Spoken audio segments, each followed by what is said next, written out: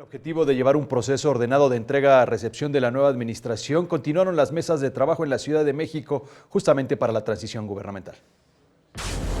Los trabajos entre los equipos de la jefa de gobierno electa Claudia Sheinbaum y de José Ramón Amieva, actual jefe de gobierno capitalino, seguirán de la misma forma, donde la prioridad serán los programas sociales. Pero a su vez hay que esperar la asignatura de un acuerdo.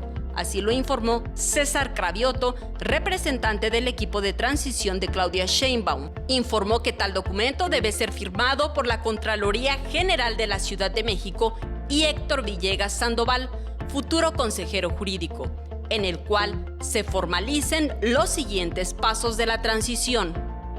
Las mesas que ya habíamos instalado van a continuar. Como ya comentó el secretario de Gobierno, Finanzas se reúne el viernes con la propia secretaria de Finanzas y con el oficial mayor. El lunes nos reunimos con el comisionado de la reconstrucción y también vamos a darle seguimiento a las mesas de agua. Asimismo indicó que el encuentro entre funcionarios del gabinete actual y sus pares tendrán que esperar hasta la firma de dicho documento. Esto como petición de la jefa de gobierno electa Claudia Sheinbaum. El gobierno lo publica cada 6 años, entonces ellos lo que hicieron amablemente es mostrarnos la posible publicación.